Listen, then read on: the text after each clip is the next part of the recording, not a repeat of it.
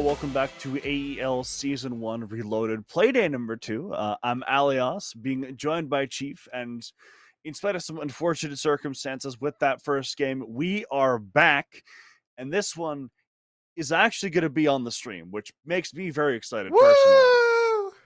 And you know what the best part is? We were kind of like hyping up the last game as kind of like the underdog story. Two teams that had losses in Playday number one. That's the exact same storyline here. Both Vanguard and Aspyre took losses. Not quite as drastic as what we were talking about by our two previous teams, but let's bring up the rosters and we can go more into those storylines. Vanguard, they had a better showing, I guess we could say. A 7-3 loss against TSG. And Aspyre, that's really where the good showing was. Aspire's loss was less Venus with a 7-5, and that's a close game, unlike our other two that we were talking about earlier. Yeah, and I would like to say that the loss that Vanguard took 7-3 was to TSG, which I believe is the same roster that 2-0'd Makers in TPL to get the playoffs. So that's not they a sound like a team. solid team. Yeah, that's not a team that we should scoff at, right? Like they beat a team with a player with a pro league that's standard Teddy's under his team. belt. Yeah, so it is a really good roster, right? And being able to put up Browns against them, even if it wasn't super close, is still respectable in my opinion. Oh yeah, that's a solid game. I mean, that's one of the rosters that we are going to be looking at to win. But today, it's all about Vanguard. It's all about Aspyre. On the side of Vanguard, it's Caddy, Omaz, Zach, Gingy, and Sly. And on the side of Aspyre, it's Italian, Pinky, Junior, Nope, and Technith. I like that name, Technith. That's a fun name. It's a good one. And Italian is too. Is it Italian water by chance? Yes. Is he Italian? Oh, I have great stories with that guy in Montreal and SI, but we'll leave that one be for another day. He's a collegiate player, isn't he? He was a collegiate player for GCU. So he had a weird story. He got imported to Arizona and then stayed there for a semester and got exported elsewhere. I don't know if they're still playing collegiate, but that's a really niche example. So all the way to Arizona GCU and then all the way back to another squad. I thought they were like Canadian. That's a weird story. But anyways, that's not here or there. It's all about Vanguard. It's all about Aspyre. Let's dive over to our map bans. Again, just a best of one. And I'd be curious to see where we're going. We had Chalet in the docket earlier. Do you think it's going to be Chalet again? Oh, they're looking almost the same. Bank was the number one ban, but Skyscraper was in the fourth spot. So, yeah. It's basically the same thing as the last one. The maps are being banned in a little bit of a different order, but still the fun Chalet, which, as I was saying previously, yay. is one of those maps that everyone kind of knows. Not necessarily to the same extent as something like Clubhouse or Oregon, which we've all been playing since the 1950s, if you've been around for a little bit. But Chalet is still one that is going to be fairly familiar to a majority of people at all levels. I don't know what you're talking about. I've never seen Chalet in my life. Never. Fun fact, did you know Chalet was actually invented by Abraham Lincoln? I wouldn't doubt it. Oh boy. Swiss Alps, again, staple map. I mean, everybody knows it. Everyone's been playing since the beginning of time. Again, I want to bring up a point that we talked about earlier. We had two teams taking L's in week number one. Now we're going to a comfortable map. Does this lead any direction for Vanguard or Aspyre? Well, I mean, like I said previously, I'm going to repeat that point because I think it was a good one, where because it's a map that everyone knows, and because of the fact that it is a map that has so much versatility in the bomb sites that can be played, they can do anything. They can go anywhere. It's a framework, or it's kind of a skeleton that they just kind of put their own flesh and organs on top of, which allows you to do a lot. And if you're, a team like both of them that have taken an L, you can kind of mess around with it a little bit, just tweak things that little bit that allow you to get an edge and play your game. And Chalet, with basically 4 viable bomb sites, what would you say would be the ideal rotation? Which bomb site do you get rid of, and where do you put the other 3? Well, the last time I actively played Chalet, when I played in comp, the team I was on liked to do 4 site rotations on a majority of our maps. Although I believe after a period of time we did take basement out of that rotation. Oh, basement was the one that you took away. The strategy we had for it just didn't work as well as the others, and we figured that we had working formulas that we should probably just kind of shore up. Our 4 set rotation on Cafe though was something that most teams did not expect on game day. It was really fun. But like personally, I'm a big fan of Bar because there's so many like ways Agreed. that it can be played. And it is one that can also be attacked in a lot of ways as well, meaning that kind of no matter what things look like, it should be something that's interesting to watch. See, and I tend to agree with you with the basement side because I feel like with the introduction of RAM, you can get all of that floor for free without ever really Mm-hmm. exposing yourself. And maybe you expose yourself just a little bit and use a defender. You don't know if those vertical holes are actively being held by the attack or if that's just kind of like phantom pressure. You open it up, and as a Mm-hmm. defender, you just have to make that assumption that it's being held. Where the other sites, particularly kitchen, if they have that vertical, it doesn't really feel as oppressive. And I think that's just the fact that you have more places to play. You can Mm-hmm. spread yourself Yeah. up. And then also, it's way easier to retake that top floor. You have 3 stairwells to choose from, and you can be much more aggressive. Where sometimes in the basement, a well placed flank drone just shuts down any type of hope that you had of taking that top floor. And Bar, you kind of assume that the floor is going to be removed. And if it does, who really cares? Because the defense is Mm-hmm. once again going to be so spread out. So I kind of like how you're talking that your team tended to move away for basement. But from what I've been seeing lately, it seems like teams are still comfortable with that basement site, and it's actually that top floor site that teams are Yeah. going away from. And it's kind of like that concept of old um, Consulate, where teams would just sit on those windows. They never really needed to take map control, but boy, as a defender, you felt so much pressure. Yeah, and the thing with like something like kitchen, right, is that like you have to put a lot of work into taking that vertical space, and then you have to take the site itself. Whereas with the bedroom site, you kind of remove that second step where you take the top floor, and now you have the site, and the defenders are playing retake. And even with how devastating like a ram or a fuse could be for basement, you can still hold that area from kitchen, which does make it difficult to play without first taking kitchen and dining. True. So there are still ways to circumvent it. And then bar is, in my opinion, the best site on the map, but I think it's probably just debatable depending on your team's play style. And it is, like I was saying earlier, a site that can be played in a lot of different ways. And so the bedroom isn't a bad site. I wouldn't be surprised if we see it, but I also wouldn't be surprised if neither of the teams play it. And I think there's always been this like level of like comfort with some of these like old bomb sites. Like bedroom at a time like years ago, it's I think at this point was the best bomb site. And we also see this with like Cash CCTV on Clubhouse.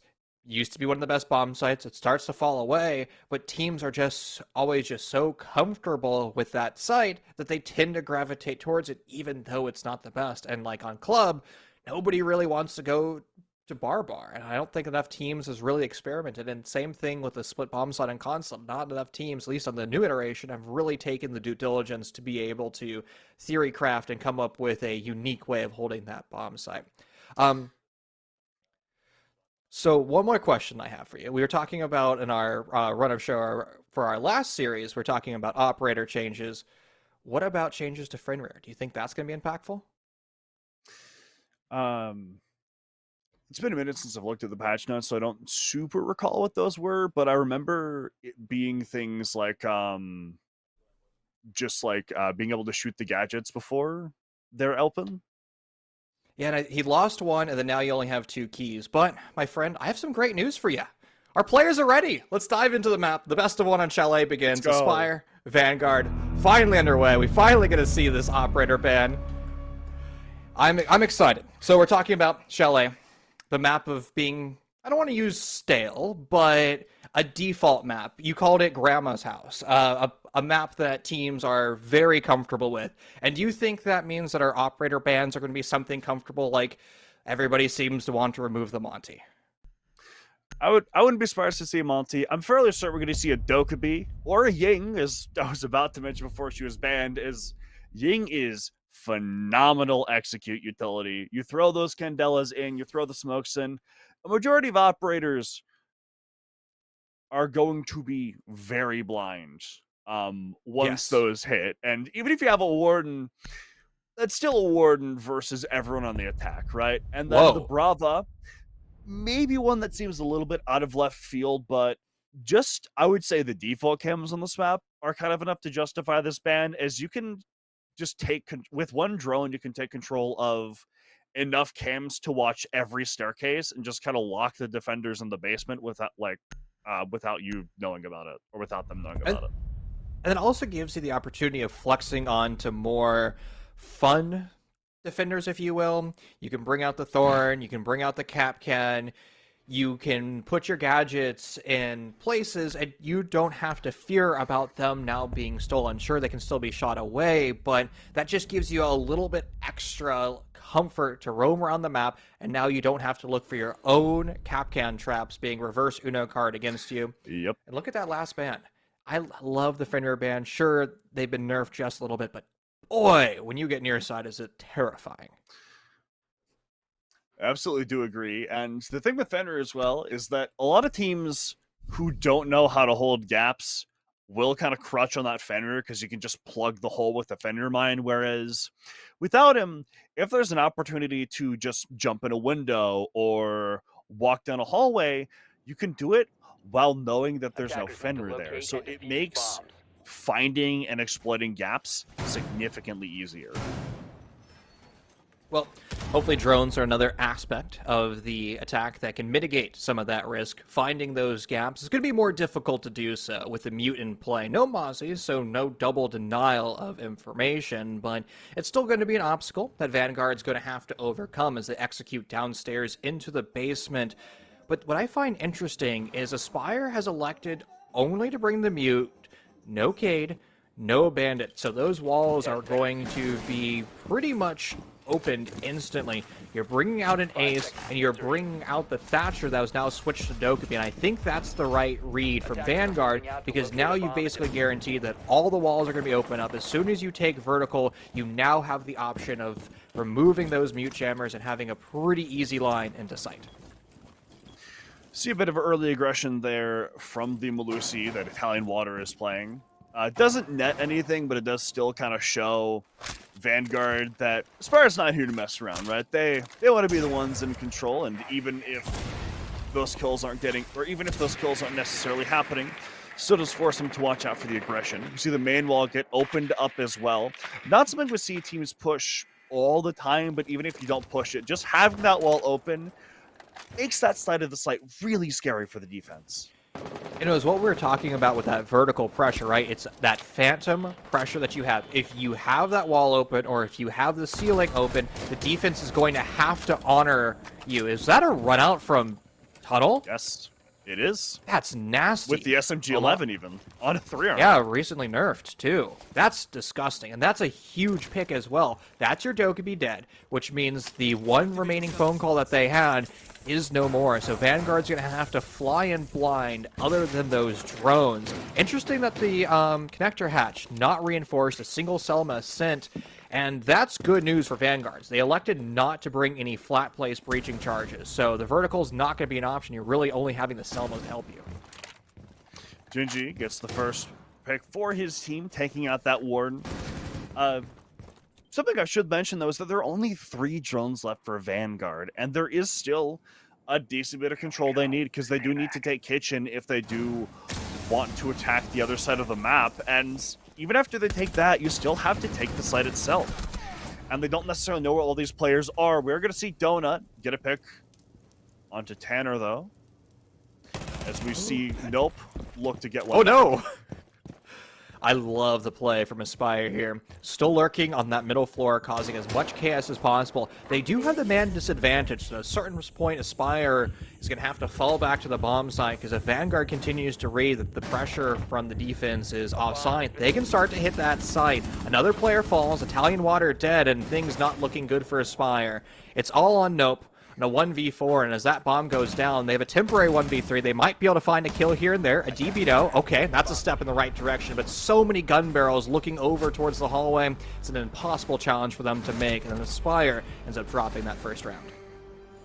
Yeah, the thing with the bomb plant is even though it does temporarily make things a 1v3, as you said, there are still 3 dudes that are going to be making sure that the plant is going to go down. And especially when they know where you are, like they did with Tanner in that case, they're not going to be super keen on just letting you walk at the planter and take him down. And we see 2 separate guns trained on him from those main stairs from that side of the map, and ends up being the deal breaker. Unfortunate scenario for Aspyre. They did so many things well. I love that lurk. Didn't quite go their direction. Now they're in the same basement. Not quite my cup of tea. And over to kitchen they find themselves. The opportunity to do something similar to what they did in the basement, lurking, but instead of on that middle floor, it's going to be on that top floor, holding that bedroom for as long as possible. An operator lineup change as well. They're bringing out the castle to try to slow down Vanguard and also cut off some of those angles. They want to make sure that if Vanguard has a long angle, they're going to have to spend some utility to do so. And as a result, Vanguard's going to say, you know what, Thermite, not necessarily needed here. We can rely on our single hard breach, and let's bring out the Flores to directly counter those castles.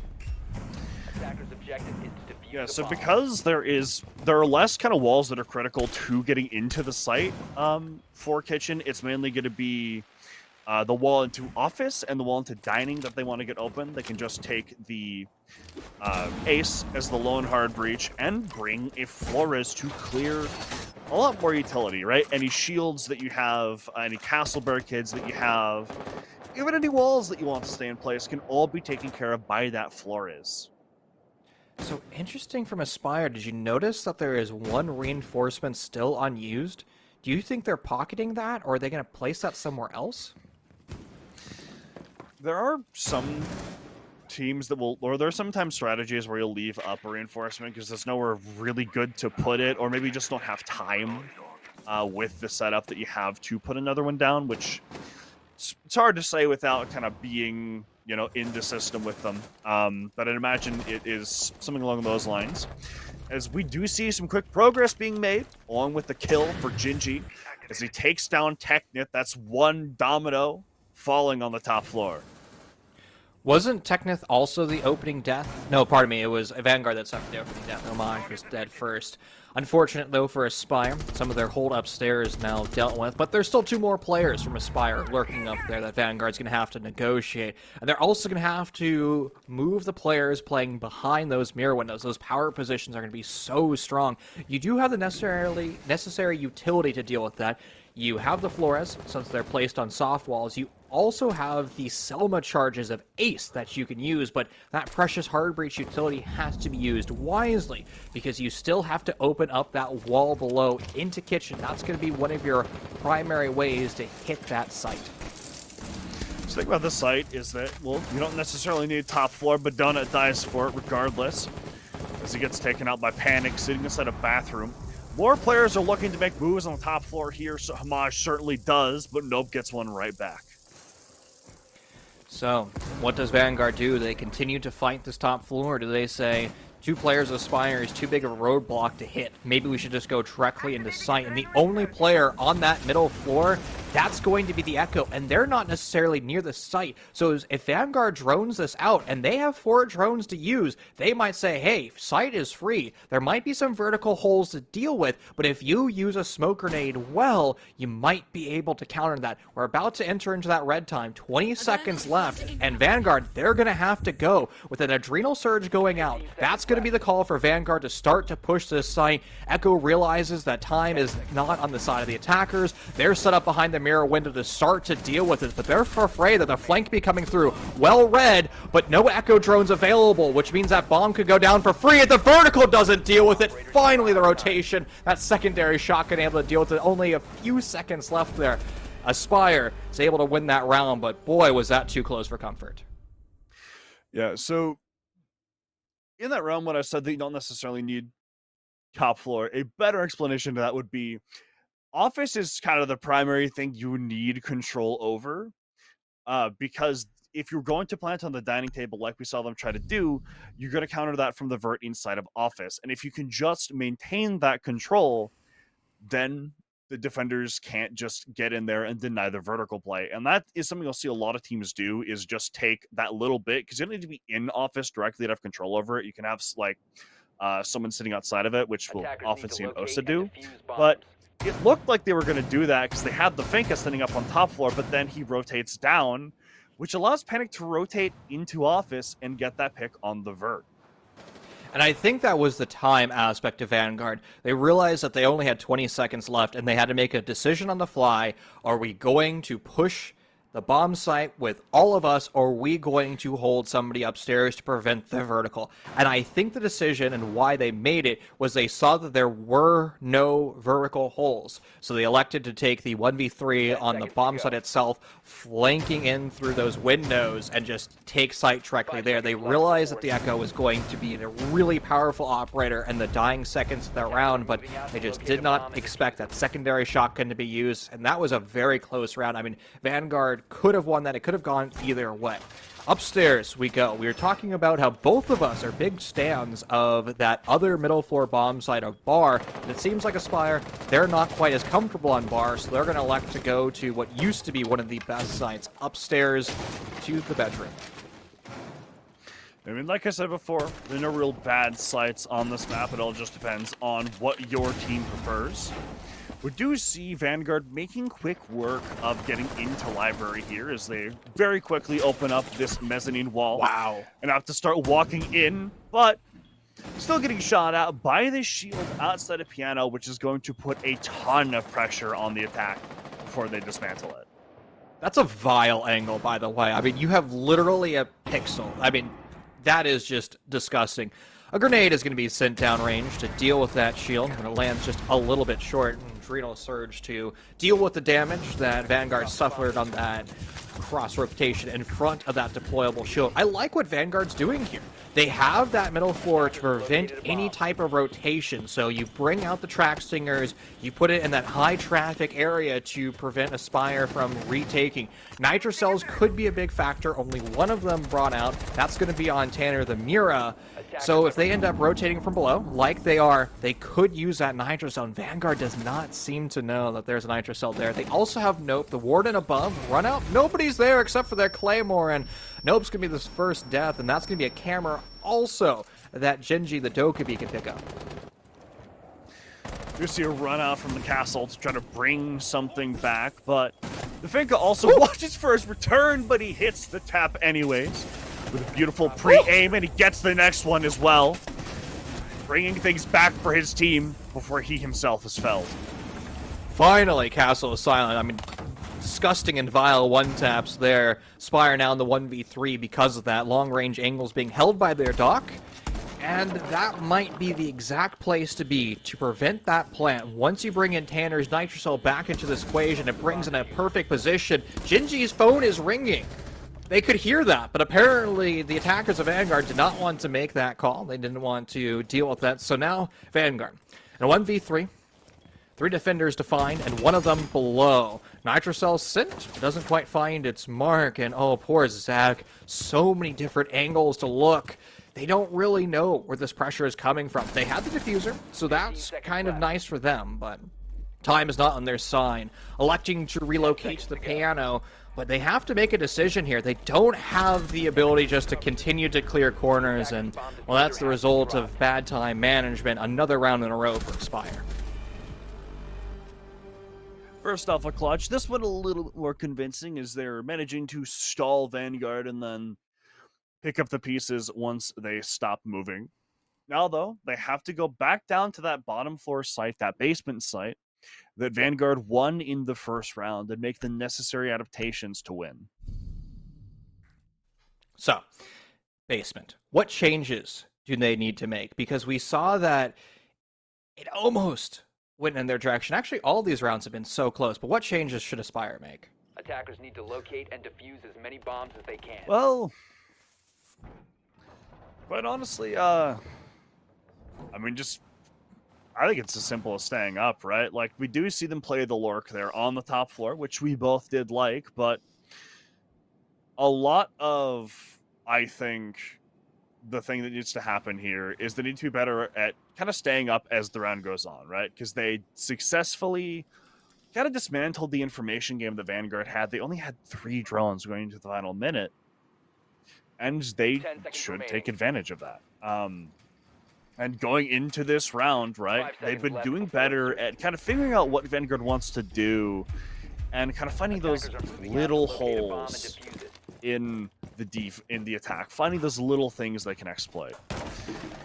See a spawn peek coming out here from Nope, which again doesn't net anything, but just the fact that Aspyre are willing to go for these sets a precedent, sets an expectation, which Vanguard has to keep in mind. We also see a bandit trick coming out here from Italian, which last time they didn't even attempt to keep this wall closed, but now they're opting to go for that denial. They're opting to make sure that wall stays closed, and they can't get a great eye on what he's doing here.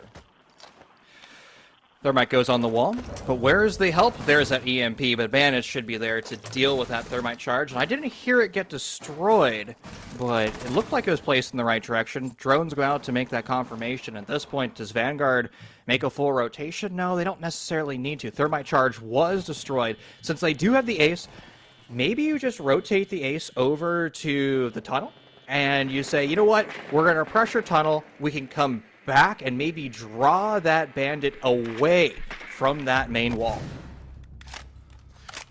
Techno with an opening pick against Sly, which is Nice the first angle. time the attack has suffered an opening pick in a sec, but Zach gets one immediately back onto the offender.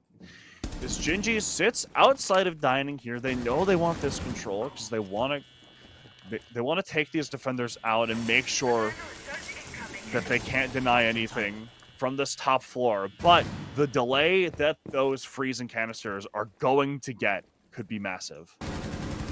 And you also have Nope up here too, so you have so much time denial on this top floor, and look what it's done to Vanguard. They're putting so much attention to addressing this roam that they still haven't really dealt with the hard reinforced walls on the bomb sign. Last exothermic charge goes off, and that's going to be what's recalling Aspyre. So now they're going to return back down to their bomb sign, but we're sub 60 seconds at this point. They're going to have to start to expedite. That main wall is not opened up, so the primary entry point is now the stairs. It's a really awkward place to be, but seems like Aspire's not looking there. Finally, they make the adjustment, and Vanguard drops 2 attackers as a result.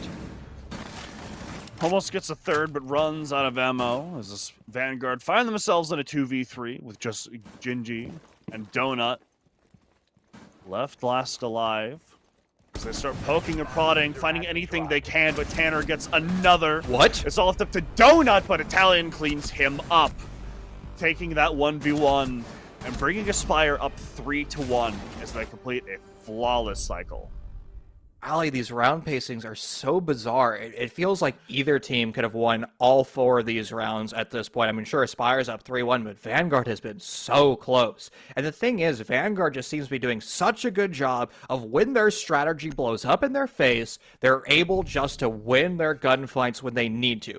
Almost, though. And we saw what happened there. It was a 2v4 brought down to a 1v1. Aspyre just started to overswing. They weren't quite prepared for the rotation down the library stairs, but where that round really started to spiral out of control was Vanguard's prioritization of that middle kitchen. That roam that Aspyre set up there did such a good job of wasting time that when Vanguard realized that those defenders had fallen back to sight, they kind of just had to go for like the YOLO strategy of taking fights, and where it didn't really work till it almost didn't. It was just one of those moments where you just win your Bomb once. located by attackers.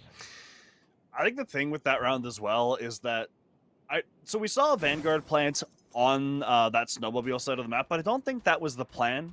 I think they more just did that out of convenience with the man advantage, 10 because seconds to insertion. typically if you take kitchen, you want to plant on pillar, like more often 5 than seconds not. left And I before think that's the insertion. plan that Vanguard wants to go for. But Aspyre knows that now, and so even though Bomb. that other wall by snowmobile wasn't the primary objective for the plant, they still force Vanguard to go, well, we have less utility, but the same amount of tasks need to be done, and what do we do here? And I have the when you world's force, yeah. Sorry. a total tangent. So I apologize for just derailing your entire point. Do they still call it the Cybertruck Hollow? I mean, I do. That was an ADHD moment. I'm so sorry for that. I mean, the Cybertruck is out now. I think we're obligated to by this point. Shoot the shotgun. Speaking of obligations, we see now that the kitchen has been brought back, Vanguard are looking to change things up. They're going below the bomb site now with that buck to try to dismantle as much of this defense as they can. They do things like open up that mirror window that gave them trouble last time, and they're also going to try to hold for these rotations that the defenders could make as they start to open things up, and they're going to try to look for a pick that way. Vertical being challenged, utilizing the solar windows. I like the fact that Cap Tau is being brought. A lot of flexibility, utilizing the smoke bolts and the fire bolts. They haven't quite put it in the right position. A well-placed fire bolt could do exactly this. Force away that Echo. And Echo might die as a result. Oh, that was so well done. Great utility, but Tanner finds two. Just a free swing on the windows, I guess, and Vanguard's moment of brilliance silenced, and things aren't looking better for Homage as they're being swung by two different windows. I think this balcony is lost. I think they need to drop away, and they don't. They stay a little bit too long and fall as a result. You get one trade back, but Aspyre's defensive hold is looking so strong right now.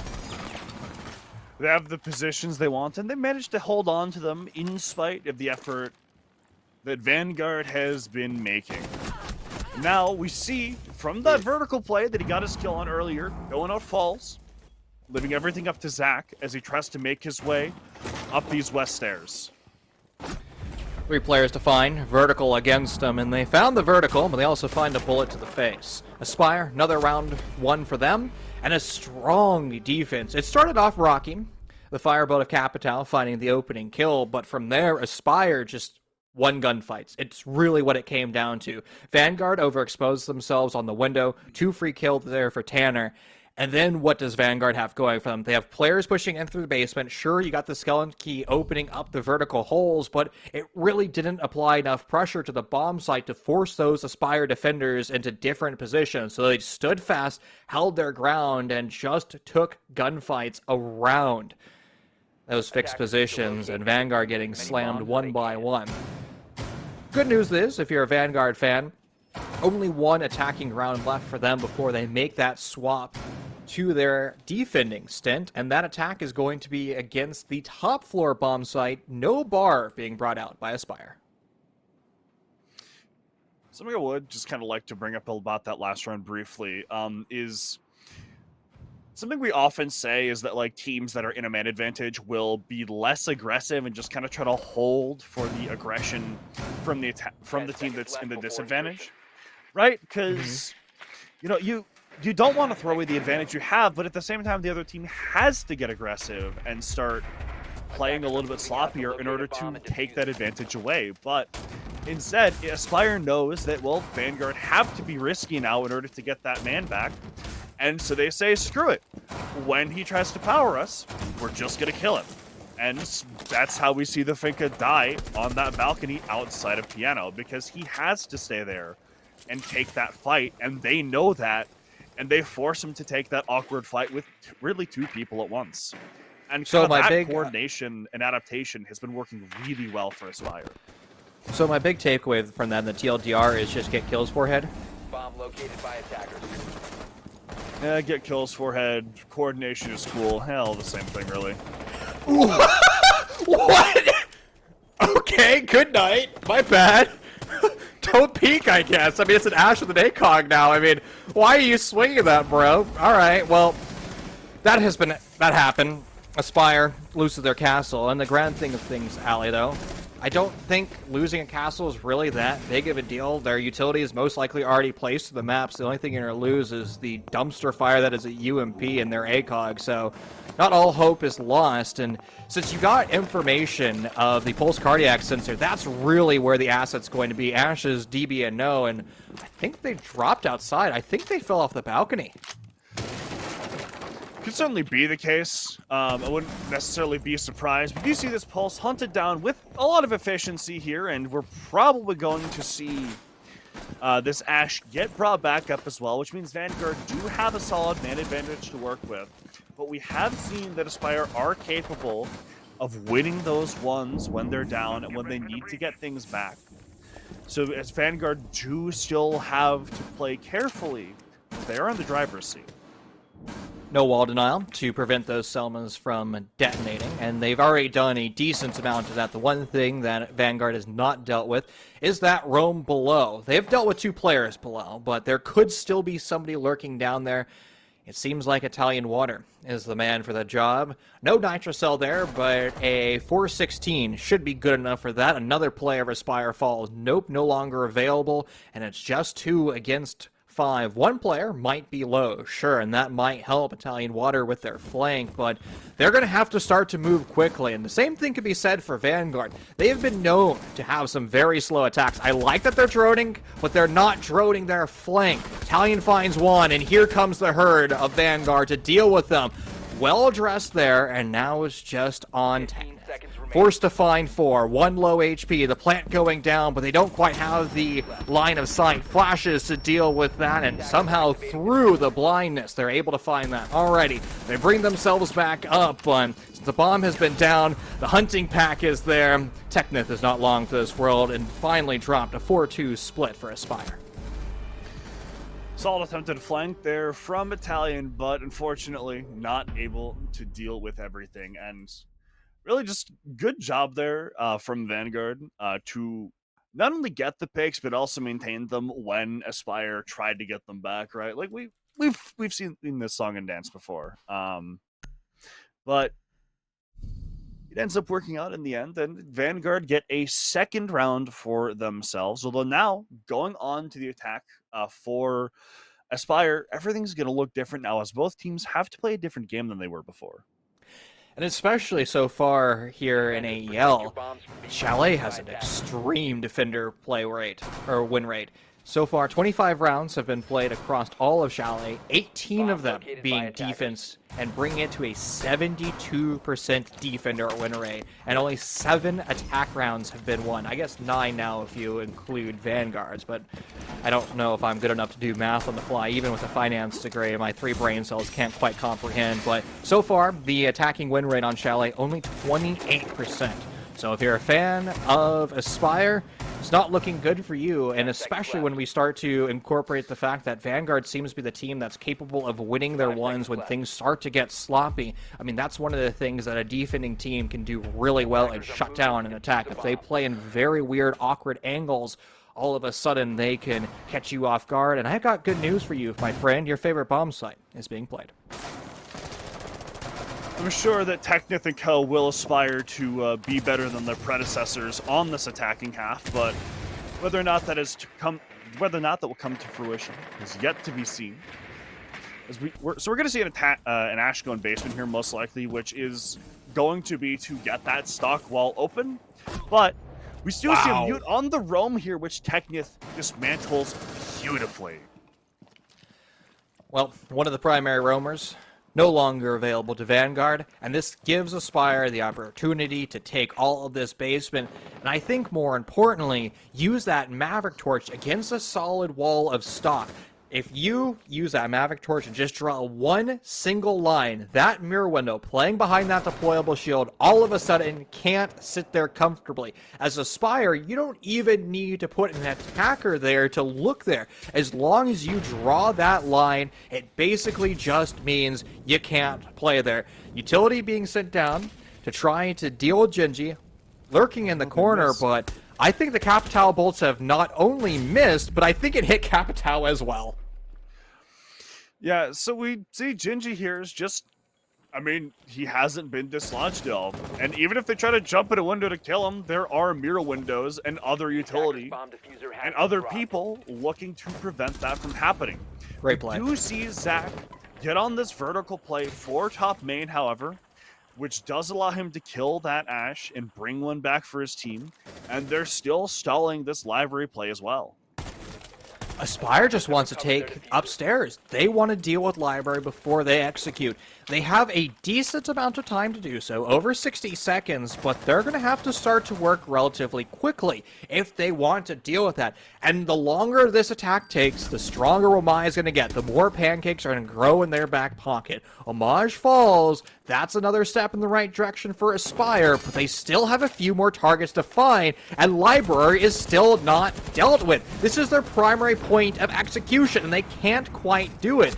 And now Zach's gonna fall away. The drop is red, but they're able to find the kill. Technithon at 4K, trying to find the ace, and if they want to win this round, they will have to ace. 30 seconds left, going to the bailiff, but it doesn't find its mark. Oh, that could have worked so perfectly for Aspyre. It required the ace, but they're not quite good enough for that. Beautiful positioning and awareness from Gingy there, knowing where both attackers were and clutching out that 1v2 off of a good pre-fire as well. Brings Vanguard up 3-4. Still not quite even, but it's a hell of a better position than it was before. Oof. I think Aspyre had the right pieces. It seems like both of these attacks, to Vanguard's credit as well, they have all the right pieces. They just can't put the puzzle together. They seem to just kind of be like flying blind in instances, and it just comes down to awkward attacks, not prioritizing the right things. And I think it's also like that sunken cost fallacy, where you just put so much time and resource into executing into the library that you just don't want to give it up. So you continue to do it. You continue to do it to the point where you've kind of lost the objective. You kind of lost the round because you're just putting so much resources there. What would have happened if they just tried to go directly into site, or maybe dealt with the roamers from behind? We did see them start to come in through bedroom and start to apply pressure that way, but I think it was just a little bit too late. Regardless, though, fortunately for Aspyre, they don't have to attack that bomb site again for another 2 rounds, and it's over to the kitchen we go. So something that I started doing towards the end of my time as a dedicated AGL was I would have someone whose job was to find the site, and then the other entry's job would be to drone the setup around the site. Because not every attack works for every defensive setup. Like, that was a very library-focused attack. But the defense was set up to counter a library take. And because of that commitment to something that was very, very beneficial for the way the defense was set up, it makes it much more difficult to do things that normally would be fairly trivial. And we did see a lot of gunfights go the way of Aspyre that could have led to a round win, but it just wasn't enough. And going forward on these attacks, if they want to start to do better, that's something they're going to have to contend with. Top floor being held to prevent Aspyre from taking that vertical, and they're going to have to do it with 2 players already dead in the first 60 seconds. Not a comfortable position, and those are your primary entry and your flex. And more importantly, the ladder. Buck now removed, no skeleton key, which means doing vertical is practically impossible, and I don't think they're bringing flat place breaching charges either. Sure, you got the IQ to deal with the camera, but they don't seem to have their scanner out, so it's just absolutely free information for Vanguard. Watch your feet, my friend, and watch the flank. It's not going well at all for Aspyre. It looks like they're going to try to hunt down this Valkyrie just because they know about where she's going to be, and it's a free pick they can get back. And they do successfully find her off of a good pinch by Italian and Nope, but you're still sitting at a 2-to-1 man disadvantage, and the defenders have moved up now because they know where the 2 attackers are. And it leads to a 4K from Donut. Donut made that look so easy, didn't they? Oh man, these one taps this game have been just disgusting. I mean, both teams are just doing almost like frame perfect one taps. And is this starting to become the game of just like who can pop off the most in a round? I think there's a lot of strategic interplay going on between these 2 teams, but I do think there is still a bit of I mean, like you say, whoever can pop off. Yeah. Because there was someone, I remember who it was, I want to say it was like Intero or Cakes a while ago, said that like you can have the best strategic play in the world, but sometimes Bolo's just going to walk into the site and kill 4 people, and there's not really anything you can do to stop it. And some of these rounds have kind of come down to that, where someone will just say, you know what, screw it. I'm going to be the best player in the world just for this round. And to their credit, both teams have won multiple rounds off of that. But I do think there is still a lot of strategic effort that we've seen on display here from both of these squads. You know, I'm going to go back to the point that I made. Gun go Berg at Kill Forehead. Like, sometimes when all else fails, that's all you can do. Let's see if Aspyre is able to channel that mentality. So it's going to be the basement defense for Vanguard, but it's going to be a very similar style of defense that we've seen across the Vanguard showing. So the 2 rounds that we've seen, both bar and kitchen. It's going to be them lurking on this mid floor. They have a lot of utility invested in this as well, Ali. They're bringing out reinforcements, they're bringing out the mirror windows, and they also have 2 players lurking up there as well, and have a sneaking suspicion that they've opened up the hatch into sight. So if the pressure builds and Aspyre is able to clear that relatively quickly, Vanguard could still drop down back into the bomb site. Ram is not being played by Aspyre, so once again, they're going to be relying heavily on the Buck, who was the first death in the previous round. You see an attack starting off with top floor here as they're able to take control of that kind of office and solar side of that fairly quickly, although Vanguard wasn't really holding it, but it does give them a place to walk into, a point to mount an attack from, which is going to put a little bit of pressure on some of these defenders, especially Donut, who is currently sitting inside of kitchen or of dining, which is below office, which the attack is just taking control of. But gets a C4 pick onto that Buck. Fuse still gonna come out and force him to relocate, but a lot of that vertical prowess has been eliminated. And Fuse also took a lot of damage as well. So that's a huge Nitro cell. And I think this might be what spirals Aspyre out of control in this round. And they have more places that they're lurking as well. They're holding stock. This is such a strong roam from Vanguard. And to go back to the point that you're making, maybe you say, screw it, this roam is impeccable from Vanguard. Let's just forget it altogether.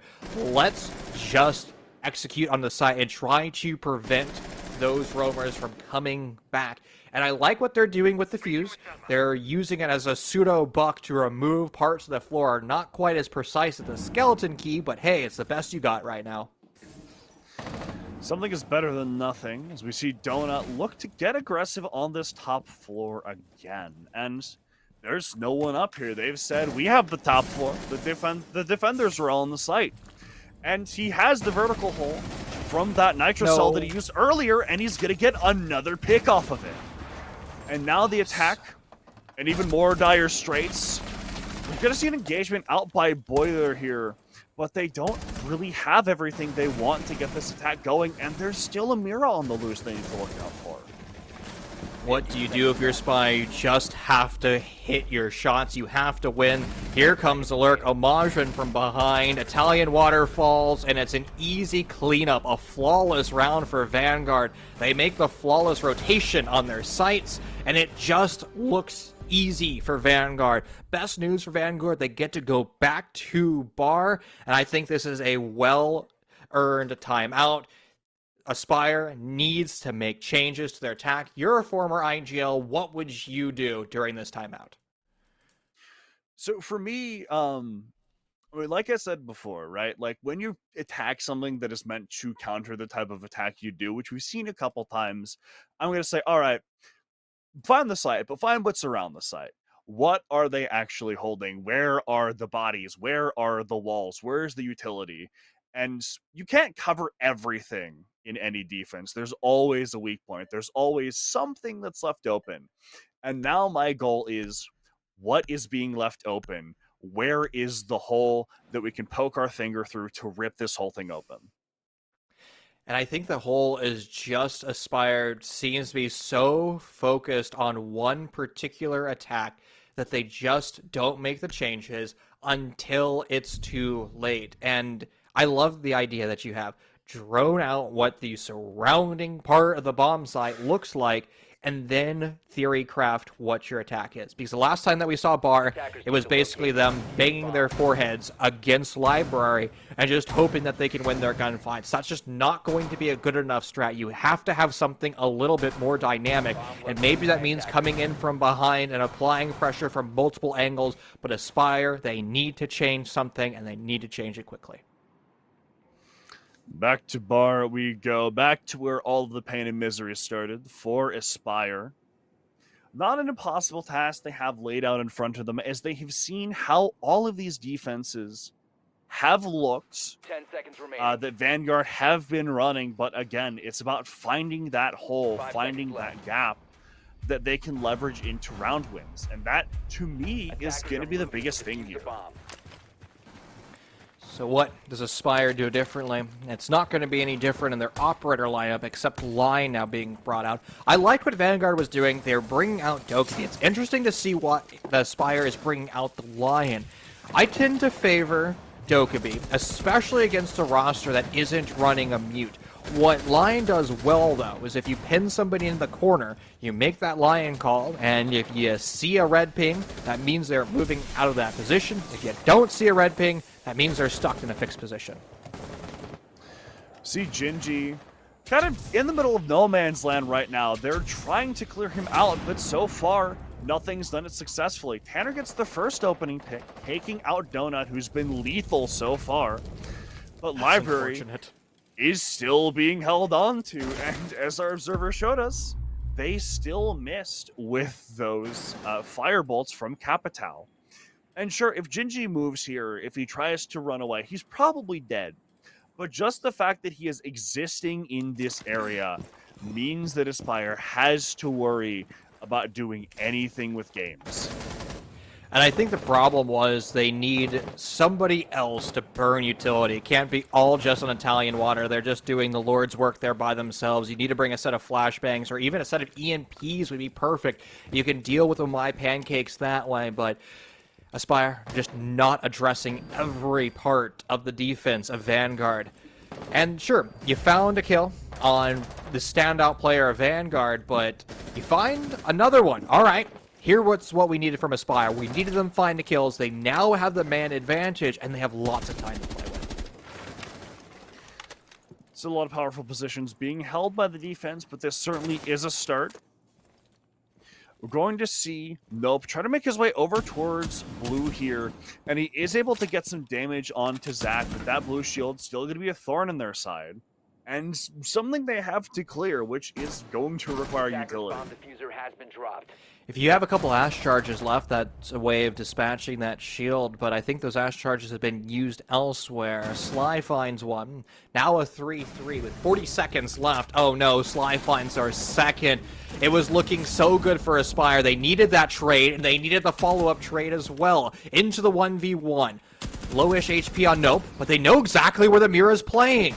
Sly's going to have to relocate. They have yellow pings. They have information. You're just going to have to swing and win this fight. But they fall through the hatch, but that's good news for them. That's where the diffuser is. They're able to now pick that diffuser up, but I don't believe they're going to be able to plant that. They're going to have to go straight for the kills. The air jab's the right decision, but they overexpose themselves in a doorway, and Sly finds multiple kills in this round, facilitated by that bulletproof camera, never meleeed by Aspyre and a Vanguard.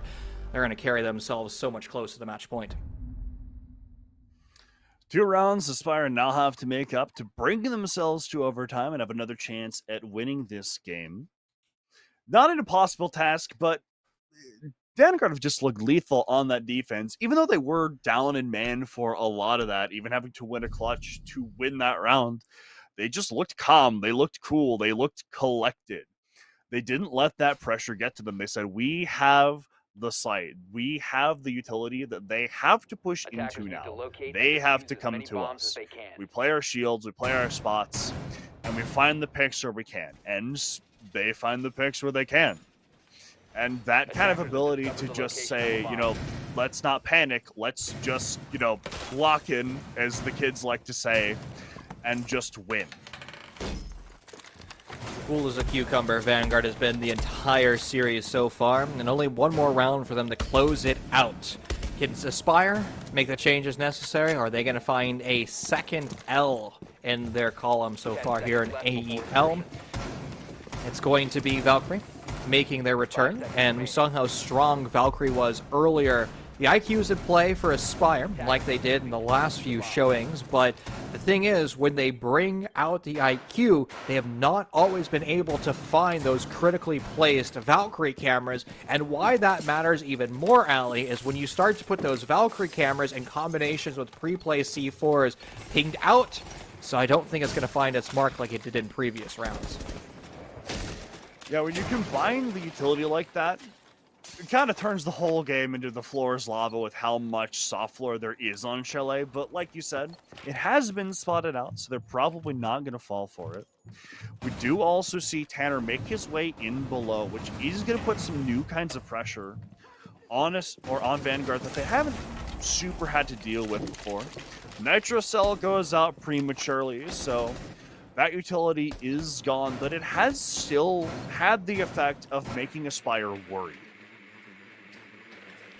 Well, Aspire's going to drum, so that's going to be a little bit of weight off their shoulders, and they find that the murder holes created by Vanguard not currently occupied. But what is occupied is that basement, the roam from Genji, and I think the way that Aspyre is pushing that top floor, they're just not going to be expecting a lurker.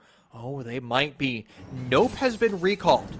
The Buck Skeleton Key not used for the vertical, but instead used for flank watch. You would assume that Dokkaebi would be the one taking that role, but apparently Aspyre has seen something else. They've dealt with Genji, though, or Genji. That's what you needed. Now you can bring that Skeleton Key up to the vertical, but it seems with the way that Vanguard is playing, Aspyre doesn't want any of that.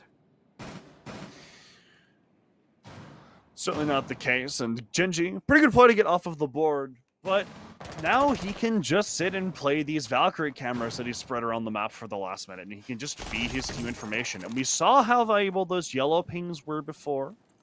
They can certainly be that way again. We also see a lurk from the Buck up those west main stairs, which doesn't kill anyone yet, but does net a lot of damage as Teknith finds another pick for his team. Is the Boss G actually meta? I've been seeing so many players in comp matches bring the Boss G. So common. Why, though? Is it Uh, legit good? with the ACOG, right, you only have to land like a bullet to the chest most of the time to kill them, which if you have good aim, can be pretty deadly. While I was talking about the Boss G, though, the round ended and Aspyre. They finally managed to pick up the first round they need on this attacking half to bring us to overtime. And now, instead of reattempting that site, we're going to see Vanguard move on to the site that they won previously, which I think is a good decision here, right? If it ain't broke, don't fix it. No quaternary bomb site for them. So they're going to say, hey, basement's comfortable for us. We liked basement. Aspyre did kind of make it close in the end, but not close enough. To locate and defuse We bombs. weren't able to quite negotiate the way that Vanguard had set up that defense. It seems like Aspyre has been kind of changing their operator lineup back and forth, and I like that. And they're once again doing it, realizing that Valkyrie not in play, and you may as well bring out the Iona, an operator who was once a staple in Rainbow Six, but she, losing her nades, has kind of fallen away from the meta, but still just as viable, because you have the opportunity of utilizing that clone as an additional drone, gathering lots of information, and if you play that Iona clone with somebody right behind it, like you would with a drone, now you can have real-time information. As soon as that clone shot away, that person that's following it up can grab that real-time intel. Plus, once you bring Dokkaebi into the fray, you can listen for where those calls are going and relay that back to your teammate as you continue to take map control. You're going to see a lot of things being opened up, a lot of things being held by Aspyre to start things off here. Poking and prodding, seeing what comes out of the holes that they find, but so far, none of these holes have really yielded anything. It looks like they're going to try to get over inside of that like office side of the map again, which, as previously, would kind of allow them a point to jump off of. Technith, though, is inside of Laundry Hall, and if the defense doesn't know he's there, any flanks could become risky. Oh, an early nitrocell. Vanguard's been... Oh, wow, you just sprint over the hole. That was bold. Looked like Nope took more damage than they actually did. 24 HP loss is not going to be that big of a deal. Dokkaebi Call goes off. Technus Lurk, good for that kill, and actually they're feeling so bold, they're going to continue to swing into sight. A single Selma detonating, allowing Aspyre to look deep into the site, and if anybody from Vanguard gets a little over zealous, they might be able to have their face removed, but you have to be very careful because that long angle does work both ways. Deploying Selma. Holes work both ways, a personal favorite Intero quote of mine. And even though the opening pick has gone the way of Aspyre, we are still starting to see the clock dwindle down, and there are defenders that they haven't accounted for yet, most notably Homage, sitting inside of stock here, who had a fantastic flank last round. Could potentially look to do so again. Zach also gets one, and we see a player walking down these main stairs, but he doesn't know where Homage is. Where has this lobby gone? 4 players evaporated. It's a 3v3. Dokkaebi Call to help Aspyre find an additional kill, but it seems like they're unable to capitalize on it. The Selmas are a good position to fight around, and it's good enough for Italian Water to find an additional. Look at the positioning from Aspyre. They're in such good places. It's just on Homage, forced to find 3, and they don't really have a necessary angles to deal with it. They're going to have to enter into the cover, and remember, there's a Selma hole gaping. They're going to have to walk past it, and Nope is there for the kill. It's overtime found. No 3 points for either one of these teams. The best they can do is 2. Both teams have now secured themselves at least 1 point, which does better their odds going into the rest of the season. Although there is still an additional point on the line for whichever team wins. That's nice. We love everybody here. We want to gift them as many points as possible. That's exactly what our scriptwriters are doing. We wanted to make sure one of these 2 teams secured at least 1 point. Vanguard goes over to the defense, and I think that's going to give them a slight advantage. I mean, if we look at both of these stints so far, the first and second half, it's been 4-2 splits for both teams. And the attackers were able to find rounds, but I wouldn't necessarily call it in convincing fashion. It was more that they were able just to win gunfights when needed. And it seems like both teams on attack just kind of suffered from the tunnel vision, or they're just so set in their ways they weren't able to make adaptations. I will say, though, Aspyre, I think, is going to have a slight advantage since they're going to have back-to-back attack rounds, so it's essentially like nothing has changed, and since they've had the confidence of 2 attacking wins, they have the momentum on their side, and hopefully can make it now 3 in a row. 10 seconds remaining. This is a site that we have seen Vanguard win both times, though. The only site that they've won both times on their defense, which is going to give them some confidence. Use a bomb. And even if, even with that momentum being with Aspyre right now, there is still going to be some confidence on Vanguard's side of, this is the site that we know we can win. This is where we get match point right here. Well, let's see if they're capable of actually doing that. I like the operator lineup change. This is so refreshing from Aspyre. We're bringing out the Grim. We're bringing out Deimos. These operators are directly tailored to the very aggressive roam that Vanguard has brought across the 6 defenses that we have seen from them. And if you're lurking off-site and you get a Dokkaebi Call followed by the Grim little tiny helicopter thing, you're in such a world of hurt. When you're being tracked by Grim, or not from Grim, from Deimos, it's just an awkward position to be in. Plus, that gun that he has, even though it is only a pistol, is like basically a pocket DMR that has surprising vertical play capabilities if you haven't seen it being used that way. So it's going to put a lot of pressure on... Yeah, that as well. It's going to put a lot of pressure on whomever is tracked by Deimos here. We also see a lot less library pressure coming out from Aspyre here, as they kind of know they're not going to take that. Although Homage does take the head of Nope, and the head of Technith as well. All right, once again, Vanguard going back to their old ways of just slamming people with one-tap headshots. You lost your Grim, you lost your Buck, and that's been kind of a tale for Aspyre, losing the Buck so early on. I mean, Buck has been almost their primary entry, which, at least if you look at their opening deaths, that would kind of give you that indication, but they have been running the Ash, which should be the person taking that initial death, and oh, the Deimos, it works both ways. Remember, the defense can tell you exactly where you are. They see where you are, and if you have a good communication running between your teammates, you can say, hey, they're about to swing in through this door frame. So far, Aspyre not looking like they're going to make it 3 attacking rounds in a row as they're just dropping attacker one by one. There's another to fall homage on the 4K. Give it to them, a flawless round for Vanguard. Good stuff from him, just working these angles up top so well. And like you said, that coordination with his teammate to say, hey, Deimos is out the front door. Just watch to make sure he doesn't walk up my staircase. And now we see Vanguard put themselves in a position to close things out right here, but we did see Aspyre be very proficient on their defenses as well. So it is a bit of an uphill battle that Vanguard has to fight, but they do still have that reassurance of going back onto the defense if they lose this round.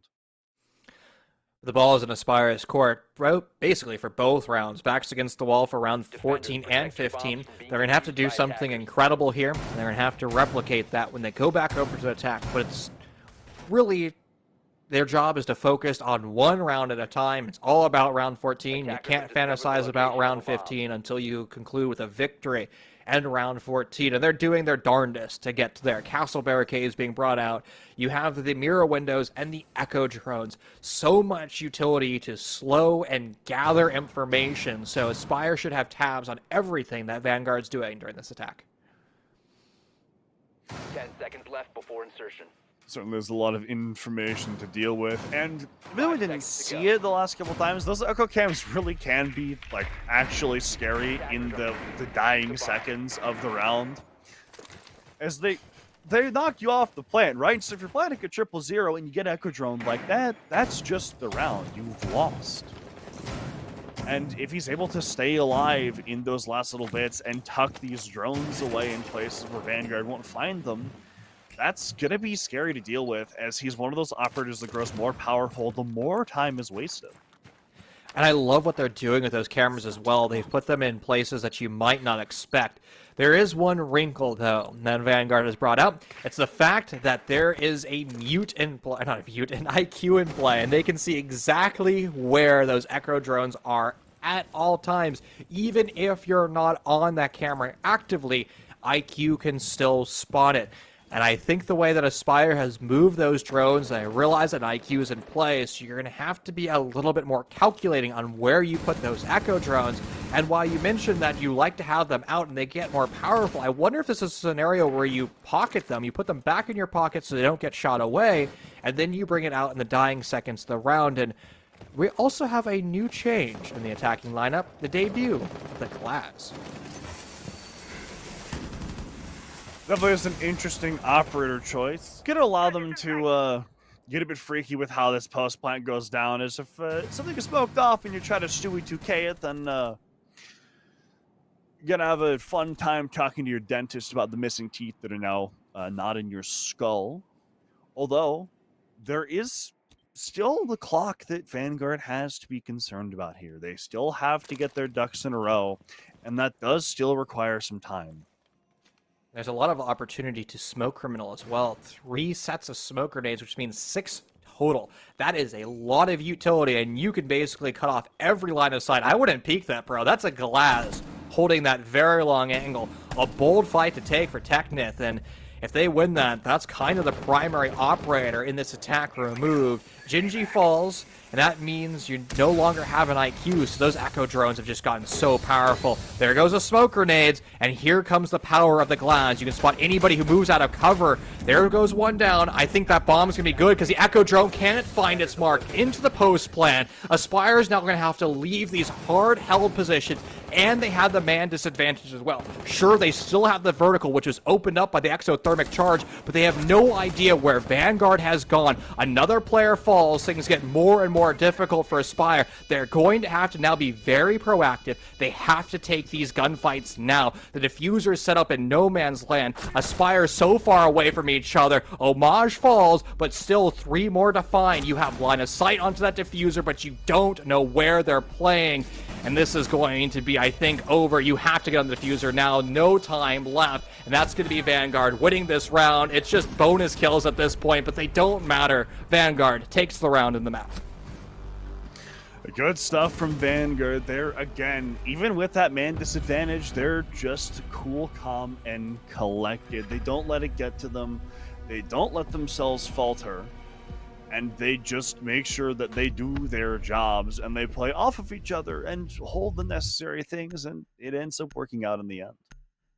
And I liked the fact that Vanguard realized this whole series has been extremely defender-sided, and they needed to bring things up that spiced up the rounds, that changed up the pace of the round, and the glass and the plethora of smokes was exactly what they needed. They were able to shut down that bomb site, see any defender leaving cover, and from there, that's all she wrote. I mean, Vanguard did a great job of addressing the criticisms that we had, that they were just too linear, they weren't making the necessary changes, and it was just well executed by them.